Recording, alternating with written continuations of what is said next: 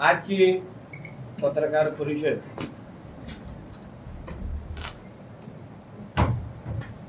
काही दिवसापासून आमच्या देवगड तालुक्यामध्ये काही ग्रामसभा किंवा काही गावांमध्ये इंदळे मुंगे अशा काही आमच्या गावामध्ये बैठका होत आहेत आणि लोकांमध्ये एक संभ्रमाचं वातावरण तयार करण्याचा प्रयत्न होतोय। मी स्वतः या भागाचा लोकप्रतिनिधी आमदार आहे। ज्या गावांमध्ये ज्या बैठका होत आहेत तिथले जिल्हा परिषद सदस्य आमचे भाई पारकर जी आहेत, पंचायत समिती सदस्य आमचे सदा ओगले जी आहेत आणि ज्या जनतेने आम्हाला निवडून दिलेलं आहे त्या जनतेशी आम्ही बांधील आहोत, कारण का आम्ही त्यांचे सेवक आहोत आणि आमच्या जनतेला कुठल्याही पद्धतीने त्रास होत असेल, कुठलाही संभ्रम असेल, गैरसमज असेल तर तो दूर करणं हे आमचं कर्तव्य म्हणून मी आज ही पत्रकार परिषद आम्ही घेतोय। मी राज्य सरकारचा प्रतिनिधी म्हणून, कॅबिनेट मंत्री म्हणून आणि या जिल्ह्याचा पालकमंत्री म्हणून पण माझ्या जनतेशी संवाद साधण्याच्या निमित्ताने आज आपल्या सगळ्यांना बोलवलेलं आहे। मुळामध्ये ज्या निमित्ताने आमच्या जनतेमध्ये संभ्रम निर्माण केला जातोय की असा कुठला तरी न्यूक्लिअर प्रकल्प आमच्या देवगड तालुक्यामध्ये येणार आहे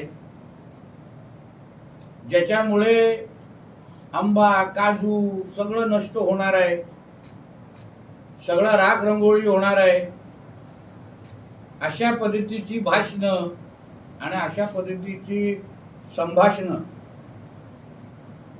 गावात पातळीवरच्या बैठकीमध्ये होत आहे। मुळात या जिल्ह्याचा पालकमंत्री म्हणून माझ्या बरोबर जिल्ह्याच्या जिल्हाधिकारी घोडमिसे मॅडम असतील, तिकडचे जिल्हा परिषद पंचायत समिती सगळेच आम्ही लोक मुळामध्ये ह्या प्रकल्पाची माहिती आतापर्यंत आमच्या कोणाकडेच आलेली नाही। याबद्दल नेमकं तो प्रकल्प काय आहे, कुठल्या आकाराचा आहे, कुठल्या पद्धतीचा आहे, नेमकं त्या प्रकल्पामध्ये काय होणार आहे ह्याची माहिती आम्हाला कोणाकडेच नाही। आपल्या माध्यमातून कोणीही कलेक्टर मॅडमकडे आता गेलात किंवा जे ग्रामस्थ तिथे येऊन किंवा जे काही मुंबईचे लोक येत आहेत, काही भारताविरोधात काही जे शक्ती काम करतात, कोकण विरोधात जे काही शक्ती काम करतात, ज्यांना बाहेरच्या देशातून पैसे दिले जातात की भारताविरोधात तुम्ही असं कुठलाही विकासात्मक काम होत असेल तर त्याला विरोध करण्यासाठी ह्या लोकांना पगार दिला जातो। ते काही लोक माझ्या देवगडमध्ये फिरायला सुरू झालेले आहेत। त्यात मुळात त्यांना मी सांगेन, जे माझी पत्रकार परिषद 100% ऐकत असतील किंवा नंतर तरी ऐकतील, तर तुम्हाला सगळ्यांना मी आवाहन करेन, आपण कृपया जिल्हा प्रशासनाचे प्रमुख म्हणून आमच्या जिल्हाधिकारी मॅडमकडे जावा। आम्ही भारतीय जनता पक्षाचे कार्यकर्ते आहोत म्हणून कदाचित तुम्हाला आमच्याशी बोलण्यासाठी किंतु परंतु असेल, पण तुम्ही आमच्या जिल्हाधिकाऱ्याकडे जावा, मॅडमला विचारा, बाबा होणाऱ्या प्रकल्पाबाबतीमध्ये तुम्हाला काय माहिती आहे का, हा प्रकल्प कसा आहे ह्याची काय थोडी तरी माहिती राज्य सरकारकडून आली आहे का, आणि त्यांचं जे उत्तर येईल त्याच्यावर आपण पुढचं बोलू। पण मुळामध्ये ज्या प्रकल्पाची माहिती कोणालाच नाही, कोणाकडेच नाही, त्या बाबतीमध्ये आमच्या शांत आणि समृद्ध असलेल्या आमच्या देवगड तालुक्याचं वातावरण का खराब केलं जात आहे, हा प्रश्न मला त्या सगळ्या जणांना विचार आहे. आमच्या हिंदळे गाव, मुनगे गाव, आता मी ऐकलंय कुणकेश्वरला पण मेसेजेस व्हॉट्सअपवर येत आहेत.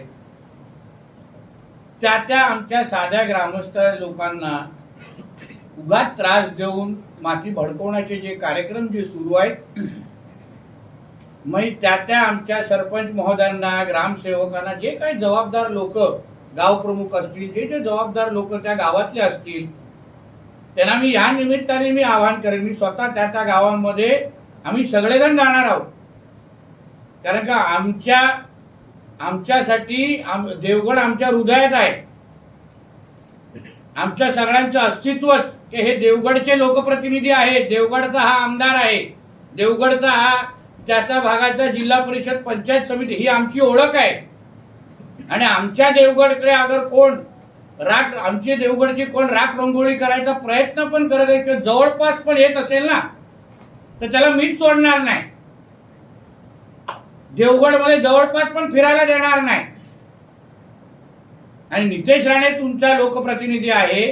राणे साहेब स्वतः या भागाचे खासदार आहेत. देवेंद्र फडणवीस साहेब ह्या राज्याचे मुख्यमंत्री आहेत. आम्ही सगळे लोकांमध्ये निवडून आलेले सगळे लोक आहोत. 3-3, 4-4 वेळा निवडून येतो. आम्ही आमच्या देवगडच्या विकासासाठी शासनाच्या निधीच्या पलीकडे जाऊन काम करणाऱ्यापैकी मी एक कार्यकर्ता आहे. आणि मी माझ्या देवगडवर कोणालाही वाकड्या नजरेने बघायला देईन का? आमच्या गोगटे साहेब आहेत, आप्पासाहेब गोगटे साहेबांपासून आतापर्यंत हे कुटुंब कधी देवगडच्या इकडे कोणाला वाईट व्हायला देईल का? ओगलेजींचं कुटुंब आहे. आम्ही सगळेजण ज्या देवगडमुळे आमचं अस्तित्व आहे, त्या देवगडकडे कोणालाच वाईट नजरेने बघायला देणार नाही. म्हणून जे आमच्या देवगडमध्ये फिरून हे माती भडकवण्याचा प्रयत्न करतायत, त्यांना मी आताच सांगेन की कोणी आमच्या देवगडमध्ये येऊ नका, अशा पद्धतीची माती भडकवू नका. कोणाला बोलायचं असेल तर आमची दारं उघडी आहेत. माझ्याशी फोनवर सगळे बोलतात, आमच्याशी संपर्क साधतात. काही ग्रामसभेना स्वतः भाई पारकर जिल्हा परिषद सदस्य म्हणून गेले, आमचे ओगले साहेब केले, ते स्वतः बोलले चला आपण पालकमंत्र्यांकडे जाऊ, चला आपण जिल्हाधिकाऱ्यांकडे जाऊ. काही लोकांना जिल्हाधिकाऱ्यांकडे हे घेऊन पण गेले. काय बोललाय विचारा आहे ना जिल्हाधिकारी, स्पष्ट बोलले मलाही काय माहित नाही. आणि काही लोक अगर तिथे येऊन काही मोजणी बिजणीचे काही प्रकार करत आहेत, ते पण मी जिल्हाधिकाऱ्यांना सांगितलं आपल्या मर्जीच्या शिवाय कोणाला तिथे फिरकायला द्यायचं नाही. मी स्वतः या खात्याच्या ज्या ACS आहेत, सचिव आहेत, आबा शुक्ला मॅडम, मी स्वतः त्यांना सांगितलेलं की मॅडम जोपर्यंत जे पण तुम्ही इथे रोजगार निर्मितीसाठी आणून पाहताय, उद्या सोलारचा प्रकल्प असू शकतो, उद्या पवन चक्कीचा प्रकल्प असू शकतो, कुठला असू दे, आम्हाला कोणालाच माहित नाही ना कुठला प्रकल्प आहे आज. पण त्या प्रकल्पाची एकदा आपण सगळ्या जणांनी माहिती घेतल्यानंतर मग तेव्हा भूमिका घेऊ ना. आम्ही सगळ्यात बरोबर आहोत, तेव्हा भूमिका घेऊ. द्यायला लावू प्रेझेंटेशन आपल्याला. त्याला सांगा एक मोठी स्क्रीन मी लावतो, देवगड तालुका म्हणून ते 4-5 गावामध्ये एकत्र बसून आपण स्क्रीनवर बघू, संबंधित लोकांना आपल्याला समजवायला सांगू की बाबा ह्या प्रकल्पाचा असा अर्थ आहे, हे प्रकल्पाने असं होणार आहे, एवढी गुंतवणूक होणार आहे, एवढा रोजगार होणार आहे, पर्यावरणाच्या बाबतीमध्ये ही भूमिका आहे. ऐकून तरी घेऊ. आणि न्यूक्लियर कुठल्याही पद्धतीचा पर्यावरणाला हानी असलेला प्रकल्प आपण ह्या देवगड काय, सिंधुदुर्ग काय, कोकणामध्ये यायला देणार नाही. स्पष्ट भूमिका आहे. पण न ऐकल्याशिवाय, न माहिती घेतल्याशिवाय अजूनपर्यंत सगळे ब्लँक आहेत. डोळ्यावर आमच्या पट्टी आहे. ऐकल्यानंतर भूमिका घेऊ. ग्रामसभेमध्ये आम्हीही तुमच्याबरोबर बसतो, आपण सगळेजण एकत्र बसू. काय तर मुंबई मंडळाच्या लोकांना एकत्र घ्या, त्यांना एवढी चिंता असेल तर आपण बसू. मीही मुंबई मंडळाच्या लोकांना संपर्क केलाय, पुढच्या काही आठवड्यात त्यांनाही मी भेटणार आहे. तेव्हा चला आपण अगर सिंधुदुर्गामध्ये रोजगाराचा प्रश्न हा फार कळीचा आहे. आज बघा शिवळच्या त्या जमिनीवर काहीच होत नाही, काहीच झालेलं नाही. शिवळ मोठे राणे साहेब आणत होते तेव्हा विरोध झाला, लोकप्रतिनिधी त्यांच्या विरुद्ध निवडून आले. पण आज त्या जमिनीवर जाऊन बघा, तिथे काहीच झालेलं नाही. जमीन अशीच्या अशी पडलेली आहे. आम्हाला आमच्या सिंधुदुर्गात, आमच्या कोकणात, आमच्या देवगडात रोजगार हवा. मग पण पहिली आम्ही प्रकल्पाची माहिती घेणार, प्रकल्प काय ते समजून घेणार आणि त्यानंतरच आम्ही पावलं टाकणार. आमची मुलं जे आज घरी बसलेली आहेत, पिढ्यानपिढी घरी बसलेली आहेत, काही शिकलेली मुलं, चांगली शिकलेली मुलं शिकल्या मुंबई, पुणे, नाशिक, गोवा, काही बाहेरगावाच्या देशात जातात. आमच्या विजेदूर, गिरिजेच्या भागामध्ये बघा, सगळी अर्ध गावं खाली आहेत, तरुण सगळे बाहेरगावच्या देशामध्ये जाऊन राहत आहेत. तर रिव्हर्स मायग्रेशन हा मुद्दा आमच्यासाठी अत्यंत महत्वाचा आहे. आम्हाला आमच्या मुलांना, आमच्या तरुणींना परत आमच्या देवगडात, परत आमच्या सिंधुदुर्गात आणण्यासाठी प्रकल्प इथे आणायचे आहेत, पण पर्यावरणाला पोषक असतात. ही आमच्या महायुतीच्या सरकारची, आमच्या मुख्यमंत्र्यांची, दोन्ही उपमुख्यमंत्र्यांची स्पष्ट भूमिका आहे. मी सरकारचा प्रतिनिधी म्हणून आमची भूमिका स्पष्ट करतोय. पर्यावरणाला हानी असलेला कुठलाच प्रकल्प आमच्या कोकणामध्ये आमच्या देवेंद्र फडणवीस साहेबांना आणायचा नाही. आम्ही त्यांनी आणू इच्छित नाही. ही त्यांची स्पष्ट भूमिका त्यांच्या मंत्रिमंडळामध्ये काम करणारा मंत्री म्हणून मी तुमच्या समोर मांडतोय, देवगडचा आमदार म्हणून तुमच्या समोर मांडतोय. आणि म्हणून या निमित्ताने आपल्याला स्पष्ट सांगेन, आम्ही देवगडच्या विकासाला प्राधान्य देणाऱ्यापैकी आम्ही लोक आहोत. आतापर्यंत देवगडमध्ये विविध प्रकल्प असो, मोठ्या प्रमाणामध्ये निधी आम्ही आणतोय. आज देवगडचा आमदार हा पालकमंत्री आहे, कॅबिनेट मंत्री पण आहे. मोठ्या प्रमाणामध्ये निधी आमच्या राज्य सरकार, केंद्र सरकारच्या माध्यमातून देवगडात येते आहे. भविष्यामध्ये रोजगार निर्मितीचे प्रकल्प देवगडमध्ये येणारच आहेत, जिल्ह्यामध्ये येणार आहेत. माझ्या बंदर खात्याच्या माध्यमातून मी प्रकल्प आणतोय. बोर्ड बनवणारा कारखाने येत आहेत. अँसिलरी युनिट आणतोय, हॉटेलचे प्रकल्प आणतोय. पण प्रकल्पाची माहिती न घेता मी आपल्या सगळ्यांना जाता विनंती आपल्या माध्यमातून माझ्या ग्रामस्थांना करीन, जिथूनही करीन, त्यांच्याकडे जाऊनही करणार आहे. पहिलं चला आपण एक देवगड एक कुटुंब म्हणून आपण बसून पहिलं प्रकल्पाची माहिती घेऊया. अगर येत असेल तर मी संबंधित अधिकाऱ्यांना तुमच्या गावामध्ये आणीन, तुमच्या समोर आणीन. आपण एकत्र मिळून तुमच्यावर बसून मी पहिली प्रकल्पाची माझ्याबरोबर जिल्हाधिकारी पण असतील, संबंधित खात्याचे अधिकारी असतील, प्रकल्पाची माहिती घेऊया. माहिती ऐकल्यानंतर देवगडकरांची आणि सिंधुदुर्गाची जी भूमिका असेल ती आमची भूमिका असेल. ही स्पष्ट आमची भूमिका आहे हे सांगण्याच्या निमित्ताने पत्रकार परिषद बोलवली होती. धन्यवाद. आंबा काजूला सिंधुदुर्गसाठी 79 कोटीच्या पहिल्या टप्प्यात नुकसान भरपाईचा निधी मंजूर झाला. काय प्रतिक्रिया? कारण तुम्ही काल पण स्वतः अर्थसंकल्पाच्या अधिवेशनामध्ये आदरणीय मुख्यमंत्री साहेबांनी याची घोषणा केली. त्याची अंमलबजावणी कालच्या मंत्रिमंडळामध्ये या निमित्ताने झालेली आहे. तसा आग्रह आदरणीय निलेश राणे साहेबांनी पण काल सभागृहामध्ये केला, अन्य लोकप्रतिनिधींनी केला.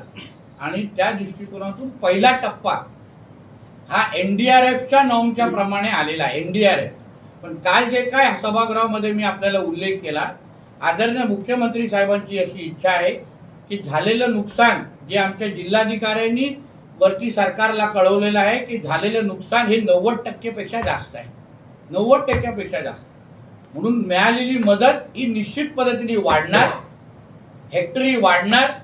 आमच्या आंबा काजू बागायतदार जे आहे जे कधीच हात पसरवत नाहीत.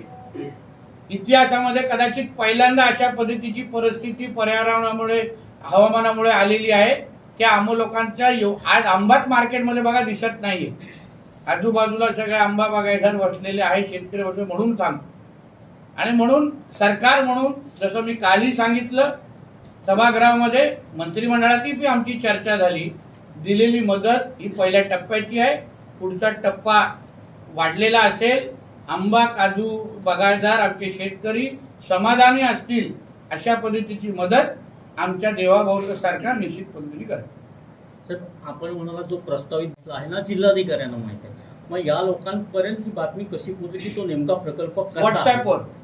हा राजकीय प्रेरित विरोध आहे का? व्हॉट्सअपवर पोहोचली. तुम्ही विचार करा, अधिकृत जिल्ह्याच्या प्रशासनाचे प्रमुख जिल्हाधिकारी असतात. मी पालकमंत्री आहे. अजूनपर्यंत अधिकृत आमच्याकडेच माहिती आलेली नाही. तर मग संबंधित जे लोक जे गावकऱ्यांना आमच्या ग्रामस्थांना भडकवत आहेत, माहिती देत आहेत, त्यांनी आमच्या पण ज्ञानात थोडं भर टाकावं ना, की कुठून माहिती बाबा आली. आम्हालाच माहित नाही प्रकल्प कुठला, पण त्यांना कळलं. म्हणून ह्याची चिंता आम्हालाही वाटली. मी जिल्हाधिकाऱ्यांना फोन केला, होता मॅडम हे कुठली माहिती देत आहेत. मला साहेब मलाही माहिती नाही हे कुठली माहिती देत आहे. म्हणून आजच्या पत्रकार परिषदेच्या निमित्ताने सांगतो की ग्रामस्थांनी सावध राहावं, उगाच माती भडकू नये. आम्ही लोकांमध्ये निवडून आलेलो लोकप्रतिनिधी आहोत. मला तिसऱ्यांदा लोकांनी निवडून दिलेलं आहे. सर्वात जास्त लीड देवगडवरून मला मिळालेली आहे. आत्ताच 6 महिन्या अगोदर आमचे जिल्हा परिषद सदस्य निवडून आले भाई पारकर, आमचे सदा ओगले साहेब निवडून आले त्याच भागात. तर आमच्या बाजूनी जनभावना आहे. आम्हाला लोकांचं मत मिळून मी इथे बसलेलो आहे. म्हणून लोकांना फसून लोकांना अंधारात टाकून काही करण्याचा प्रश्नच येत नाही. म्हणून व्हॉट्सअपची माहिती वाचून कुठले तरी माती भडकवण्याच्या उद्दिष्टाने, जसं मी तुम्हाला बोललो, ह्या काही शक्ती आहेत जे भारताच्या विरोधात, त्यांना पगार कुठल्याच्या बाहेरच्या NGO वरून भेटतं आणि इथे येऊन लोकांची माती भडकवायची, विकासाला विरोध करायचा. आता लोकांची एवढी माती भडकवायची की ग्रामसभा घ्यायला लावायचं, पण मुळामध्ये कशाचा प्रकल्प, उद्या अगर सोलारचा प्रकल्प असेल तर, उद्या अगर MIDC येत असेल त्याला पण विरोध करणार, मग काय उपयोग आहे. याच्यापेक्षा बघून घेऊ, अंदाज घेऊ, समजून घेऊ, त्याच्यानंतर भूमिका घेऊ. सर, ज्यांचे गैरसमज झालेले आहेत त्यांच्याशी तुम्ही एक वार्तालाप करणार? नक्की बोलणार. आज तुमच्या माध्यमातून बोलतोय. शेवटी ते आम्हाला त्या गावामध्ये त्या बूथवर ना 90% मतदान होतं आम्हाला तिघ चौघांना, 90%. म्हणून आज तुमच्याही माध्यमातून बोलतोय. उद्या त्याही गावामध्ये आम्ही जाणार आहे. म्हणजे तारखा ठरतील, नाही तर लगेच तुम्ही उद्या तिथे कॅमेरा लावा, मग त्यांना त्रास देऊ नका. आमच्या तारखेत आधी जाणार आम्ही. मी मुंबई मंडळात गेलो, बघा आम्हाला कर नाही तो डर काय. आम्ही मुंबई मंडळाला पण संपर्क केलाय की मला भेटायचा पालकमंत्री म्हणून. त्यांचे काय गैर, बघा त्यांना प्रश्न विचारण्याचा अधिकार नक्कीच आहे, विचारलेच पाहिजे माझं असं म्हणणं आहे. पण विश्वास ठेवण्या अगोदर आमची बाजू सरकार म्हणून समजून घ्या. आमच्याकडेच माहिती नाही आणि मग तुम्ही कसा बोलता की असा प्रकल्प येतोय. व्हॉट्सअप खरं तर आंबा हा इथला पोटेन्शियल मानला जातोय आणि त्या दृष्टीने आपण प्रयत्न करताय की जगभरातला हापूस आंबा पोचवण्यासाठी पर्यावरण पूरक काही प्रकल्प जर असतील सुटेबल, तर त्या दृष्टीने ह्या भागात डेव्हलपमेंट करण्यासाठी आपले काय प्रयत्न असणार? नक्की. कसं बोललो मी तुम्हाला, बंदर खात्याच्या माध्यमातून बोटचा बनवण्याचा कारखाना आणतोय मी. काही हॉटेलचे प्रकल्प इथे मी आणतोय. काही दुसरे अन्य प्रकल्प आदरणीय फडणवीस साहेबांच्या माध्यमातून आमच्या जिल्ह्यामध्ये येऊ पाहतायत.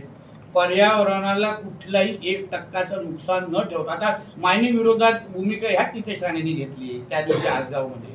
आमची सरकारचीच भूमिका आहे.